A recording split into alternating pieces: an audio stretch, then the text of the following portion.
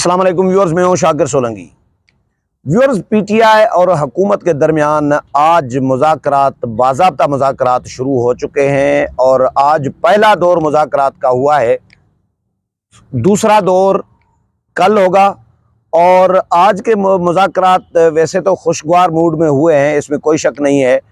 और क्योंकि वो कहते हैं ना कि कुंभ के मेले में दो बिछड़े भाई जो मिले थे, कुंभ के मेले में बिछड़ गए थे, तो ये कुंभ के मेले में बिछड़ने वाले लोग हैं पीटीआई और बाकी सियासतदान सारे। तो ये आज जिस तरह के मिले और उनके रवैया एक दूसरे के साथ ऐसा लग रहा था कि जिस तरह बिछड़े हुए भाई मिले हैं कुंभ के मेले में जो बिछड़ गए थे, वो आज मिले हैं खंदा पेशानी, बड़ा फराख दिली, बड़ा गर्म जोशी, बड़ा माहौल बड़ा ज़बरदस्त लग रहा था। ऐसा नहीं लग रहा था कि फ़लस्तीनी इसराइली के साथ बैठा हो या पाकिस्तानी इंडियन के साथ बैठा हो, ऐसा बिल्कुल भी नहीं लग रहा था। तो मतलब एक होता है ना, सियासी मुखालफत होती है, पीटीआई ने तो माहौल ऐसा बनाया हुआ होता है हर वक्त। पीटीआई तो बारूद के ढेर पे बैठी होती है, चिंगारी देने की देर होती है, वो गालम गलोच शुरू कर देते हैं, गुस्सा उनके नाक पे हर वक्त रहता है। लेकिन आज का जो इजलास हुआ है, उनके जो तस्वीर जो वीडियो आई है उसमें भी, मैं भी पार्लियामेंट में था, पार्लियामेंट में मुज़ाकरात हुए, लेकिन मौलाना की प्रेस कॉन्फ्रेंस की वजह से मैं निकल गया था मुज़ाकरात का। लेकिन मुज़ाकरात की खबरें सारी मेरे पास आई हैं। शराइत रखी हैं पीटीआई ने। हुकूमत की जमातें ये कहती रही हैं कि भाई एडवांस शर्त कोई नहीं कबूल। हाँ, मुज़ाकरात जब होंगे तो वो शराइत रखे जाते हैं, अपनी अपनी मुतालबात रखे जाते हैं, जिसको आप कहें शराइत भी कह सकते हैं, मुतालबात भी कह सकते हैं। लेकिन पीटीआई ने 3 शराइत रखी हैं जो मुझे नहीं लग रहा कि हुकूमत कबूल करेगी। एक शर्त यह है कि मई में असम्बलियाँ तोड़ी जाएं, यानी कौमी असम्बली भी, बाकी 2 सूबाई असम्बलियाँ भी, बलूचिस्तान और सिंध की, ये 2 असम्बलियाँ यानी तीनों असम्बलियाँ मई में तोड़ी जाएं और जुलाई में इंतखाबात कराए जाएं। जुलाई में इंतखाबात और मई में असम्बलियाँ कैसे तोड़ेंगी हुकूमत तोड़ेगी? ये तो फिर वही मुतालबा हुआ जो सुप्रीम कोर्ट, जिसकी वजह से सुप्रीम कोर्ट के साथ लड़ाई चल रही है। सुप्रीम कोर्ट भी तो यही कह रही है ना कि जुलाई तक अगर डिस्कस कर लो, राब्ते कर लो, आपस में मुज़ाकरात कर लो, अगर जुलाई में इलेक्शन होते हैं तो हम गुंजाइश निकालते हैं। ये सुप्रीम कोर्ट चीफ जस्टिस साहब कहते रहे हैं। तो पीटीआई भी वही बात कर रही है। ये मुतालबा तो पुराना है पीटीआई का, कोई नया मुतालबा आज का तो है नहीं। इस पे अगर मुतालबे पे, इसी पे हुकूमत कायम या हुकूमत मान ले, फ़र्ज़ करे, तो फिर ये रौला ही क्यों था? फिर हुकूमत सुप्रीम कोर्ट के साथ, चीफ जस्टिस के साथ तसादुम में क्यों आती? पार्लियामेंट क्यों आती तसादुम में? फिर तो लड़ाई ख़त्म। ये तो मुतालबा पहले कई दिनों से, कई हफ्तों से, बल्कि ये इमरान खान खुद कह चुके हैं अपने इंटरव्यू में भी कि जी जुलाई में, अगर जून जुलाई की हुकूमत तजवीज़ दे तो हम बात करने के लिए तैयार हैं। रोला ही इसी बात पे है कि भाई असम्बलियाँ मुद्दत पूरी करेंगी, 16 अगस्त को मुद्दत पूरी करेंगी और अक्टूबर में इंतखाबात होंगे। ये हुकूमत का मौक़िफ़ है। तो 16 अगस्त से पहले असम्बली मुद्दत नहीं पूरी कर रही और अक्टूबर से पहले इंतखाबात नहीं होंगे। ये मैं अभी भी कह रहा हूँ। जो अभी तक जो माहौल, जो तेवर देखे हैं हुकूमती जमातों के, पार्लियामेंट के, ये मुद्दत पूरी कराएंगे। मुद्दत पूरी होने से एक दिन पहले भी असम्बली नहीं तोड़ेंगे, ये तय है। हाँ, बाकी पीटीआई चलो मुतालबात रखे। अच्छा, मुतालबात में बता दूं, एक तो मई में असम्बलियाँ तोड़ी जाएं जो रह गई हैं और फिर जुलाई में इंतखाबात कराए जाएं। हाँ जी, जुलाई में क्यों चाह रहे हैं? जुलाई में इसीलिए चाह रहे हैं क्योंकि बंदियाल साहब जुलाई में होंगे। इनको तो बंदियाल साहब के होते हुए इंतखाबात चाहिए ना पीटीआई को। पीटीआई चाहती है कि बंदियाल साहब चीफ जस्टिस होंगे। ये पीटीआई का ख्याल है, यानी वो ये समझ रहे हैं, सोच रहे हैं कि चीफ जस्टिस होंगे बंदियाल साहब, तो फिर हमें कुछ फेवर, कुछ ना कुछ फ़ायदा हो सकता है आरओज़ के ज़रिए, क्योंकि अदालती अमला भी लगता है, तैनात होता है, तो आरओज़ के ज़रिए जी कुछ ना कुछ फेवर मिल सकती है। और अगर चीफ जस्टिस चले गए तो फिर गड़बड़ हो जाएगी, हो सकती है। मतलब वो शेयर शायद न मिले, फेवर न मिले जो चीफ जस्टिस के होते हुए वो तसव्वुर करके बैठे हैं। इसीलिए जुलाई पे जोर है इनका, और चीफ जस्टिस का भी जोर है कि प्लेट में दे के जाऊँ। शायद ये लग ऐसा रहा है कि चीफ जस्टिस के जो जितना जोर दिया हुआ था। अच्छा, 2 मई 14 से आगे तारीख के लिए आइन में तरमीम की जाए, यानी ये एक और शर्त है कि एक और पीटीआई की शर्त है कि जी 2 यानी मई से आगे असेंबली अगर चलाई जाती है या इंतखाबात 90 दिन के अंदर तो हुए नहीं, तो अब आगे आइन में तरमीम की जाए, क्योंकि ये गैर आइनी अमल है। अगर 90 दिन के अंदर इंतखाबात नहीं कराए जाते तो ये गैर आइनी अमल होगा, और गैर आइनी अमल नहीं होना चाहिए। इसको आइनी तरीके से आप आगे ले जा सकते हो, वो भी जुलाई तक, जो पीटीआई कह रही है, जो हुकूमत नहीं मानने वाली। आज तो ज़ाहिर है मुज़ाकरात हुए हैं, कमेटी ने किए, उधर से 3 जो अनमोल रतन जो भेजे थे पीटीआई ने, किसी ने अनमोल रतन लिखकर भेजा है, तीनों की तस्वीर है, आपस में बैठे हैं, मुज़ाकरात हिकमत अमली तैयार कर रहे हैं। किसी ने मुझे व्हाट्सअप की है और लिखा है अनमोल रतन।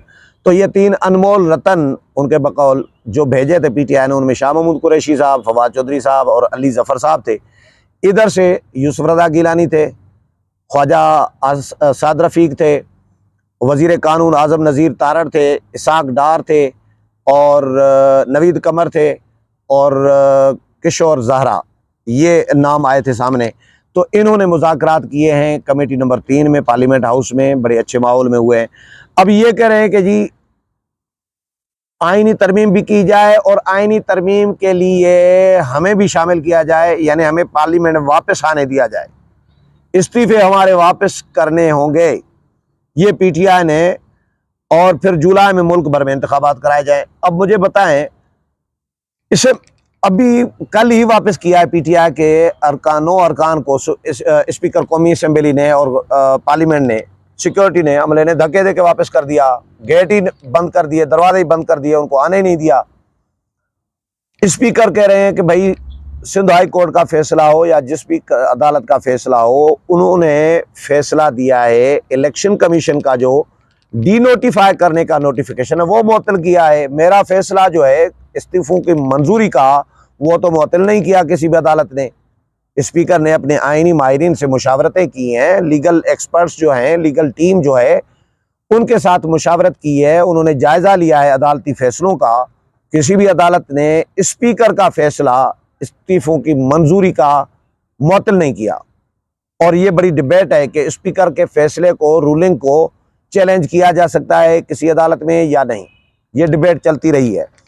सुओ मोटो में कासिम सूरी डिप्टी स्पीकर थे, वो भी समझे स्पीकर ही होते हैं कायम मकाम। सुओ मोटो वो सुप्रीम कोर्ट ने लिया था, वो इसलिए लिया था क्योंकि गैर आइनी, सीधा सीधा गैर आइनी वार हुआ था, हमला हुआ था आइन पर, पार्लियामेंट पर, जमहूरियत पर, सिस्टम पर। तो सुप्रीम कोर्ट के सारे जजेस चले गए थे चीफ जस्टिस के पास, तमाम के तमाम जजेस चीफ जस्टिस के पास चले गए थे। ये काजी फायज ईसा साहब ने खुद बताया था पार्लियामेंट में आके, आइन की गोल्डन जुबली की तकरीब में कौमी असेंबली हाल में। काजी फायज ईसा ने कहा कि जी तमाम जजेस चीफ साहब के पास चले गए थे कि ये आइनी बहरान इतना पैदा हो गया है, असेंबली एक तलील हो गई है, कौमी असेंबली तलील हो गई है, भाई इतना बड़ा आइनी बहरान है, हम अदालत हैं, सुप्रीम कोर्ट है, हमारी भी कुछ जिम्मेदारियां बनती हैं, तो इस पर तमाम जजेस आपके पास इसीलिए आए हैं कि नोटिस लें। फिर तमाम जजेस के कहने पर नोटिस लिया गया, क्योंकि गैर आइनी अमल हुआ था, इसलिए उसको, आइन को बहाल किया गया, समझें, गैर आइनी अमल को मुस्तरद किया गया और असेंबली को बहाल किया गया। ये तो इस हद तक हुआ है, लेकिन पार्लियामेंट की प्रोसीडिंग चैलेंज नहीं हो सकती। ये माजी में आज तक ये होता रहा है। मौजूदा चीफ जस्टिस साहब के बाद फिर हालात बदल रहे हैं या बदले हैं कि मौजूदा चीफ जस्टिस और उनके हमख्याल साथी इमरानदार जजेस साहिबान, वो तो एक्ट ऑफ पार्लियामेंट को नहीं मान रहे। पार्लियामेंट ने कानून साजी करके सदर को भेजी है, वो अभी कानून बना नहीं है, बिल मंजूर हुआ है, अभी कानून अभी नाफिज नहीं हुआ, उससे पहले ही स्टे दे दिया कि जी जमने से पहले ही उसका गला घोंट दिया कानून का। ये कानून अमल दरामद नहीं होगा अगले हमारे हुक्म तक, ता हुक्म सानी। जब तक हम दूसरा हुक्म जारी न करें तब तक अमल दरामद नहीं होगा। ये चीफ जस्टिस साहब और उनके हम ख्याल साथी जजेस ने ये जारी कर दिया। यानी मौजूदा chief justice act of parliament को नहीं मान रहे, पार्लियामेंट के फैसलों को नहीं मान रहे, करारदादों को नहीं मान रहे। तो ये पहली दफ़ा ये रिवायात जन्म ले रही हैं। पहली दफ़ा बहुत कुछ हो रहा है सुप्रीम कोर्ट की तरफ से। ये मैंने पिछले प्रोग्राम में भी तैयब बलोच के साथ डिस्कस किया था। ये रिवायात नई मुरतब हो रही है। पहली दफ़ा ये सब कुछ हो रहा है कि पार्लियामेंट की करारदादों को नहीं माना जा रहा, पार्लियामेंट के एक्ट ऑफ पार्लियामेंट कानून साजी के हक को नहीं माना जा रहा। पहली मरतबा हुकूमती वकला को नहीं सुना जा रहा। ये भी पहली मरतबा हो रहा है कि यकतरफा एक ही पार्टी को सुन के फैसला और एक ही समात में फैसला, दूसरी समात भी नहीं रखी जा रही। ये तमाम रिवायात नई कायम हो रही है सुप्रीम कोर्ट की तारीख में। और ये भी पहली दफ़ा हो रहा है कि बाकी इदारों के इख्तियारात चीफ साहब एंजॉय कर रहे हैं। चीफ इलेक्शन कमिश्नर के इख्तियारात चीफ साहब एंजॉय कर रहे हैं, उनको ऑर्डर कर देते हैं। उनके इदारों इख्तियारात में मुदाखलत चीफ जस्टिस और उनके साथी, और फिर स्टेट बैंक के इख्तियारात में मुदाखलत, और फिर वजारत दाखिला, वजारत ख़जाना, वजारत दिफा, पार्लियामेंट, तमाम इदारों के इख्तियारात चीफ जस्टिस ने हाईजैक किए हुए थे। ये भी पहली मरतबा हो रहा है तारीख में। तो ये तारीख पहली मरतबा, अच्छा तारीख में ये भी पहली दफ़ा हुआ होगा कि एक ही आर्टिकल की दो तशरीहें, पीटीआई के लिए अलग तशरीह, दूसरे दिन पीटीएम के लिए अलग तशरीह, ये भी तारीख में पहली दफ़ा हो रहा है। तो ये नई तारीख रकम कर रहे हैं chief justice of Pakistan Umar Ata Bandial साहब और उनके हम ख्याल साथी जज साहिबान के नई रवायात, बिल्कुल जो माजी में कभी कोई मिसाल नहीं मिलती। तो आज बहरहाल पार्लियामेंट जो मुज़ाकरात हुए हैं, मैं मुज़ाकरात पे आता हूँ, मेरा फोकस था मुज़ाकरात के। मुज़ाकरात जो हुए हैं, इस मुज़ाकरात में मीडिया टाक भी की है बाहर आके, शाह महमूद कुरैशी ने भी, यूसुफ रज़ा गिलानी ने भी, ख्वाजा साद रफ़ीक ने भी, सब ने कहा है कि भाई आज बड़ा अच्छे माहौल में मुज़ाकरात हुए हैं, खुशगवार माहौल में हुए हैं। और उन्होंने पीटीआई ने अपनी शराइत, अपने मुतालबात रखे हैं। हमने उनको कहा है कि भाई हम इत्तेहादी जमातों के सामने रखेंगे आपके मुतालबात, जो इत्तेहादी कहेंगे हम आपके साथ शेयर करेंगे। वैसे शाह महमूद कुरैशी साहब कह रहे हैं कि जी हमें फुल मैंडेट दिया है इमरान खान ने। शाह महमूद कुरैशी साहब, मखदूम साहब, ये आप कह तो रहे हैं, आज कह रहे हैं, कल देखूंगा कि आपका यही बयान आप इस पे कायम रहते हैं या नहीं। क्योंकि इसी तरह का मैंडेट पहले असद कैसर को दिया हुआ था इमरान खान ने। असद कैसर राब्ते शाब्ते कर रहे थे, ऊपर से इमरान खान ने बयान दाग दिया, इंटरव्यू दाग दिया कि जी असद कैसर को मैंडेट नहीं है, हमारा मैंडेट तो है शाह महमूद कुरैशी को मुज़ाकरात का।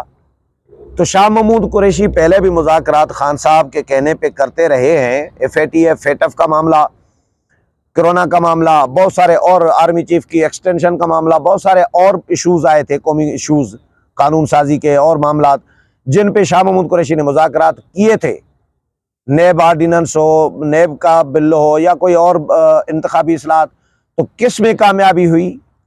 कौन सी इमरान खान ने शाह महमूद कुरैशी की के मुज़ाकरात को तस्लीम किया है? कभी आज तक हुआ है?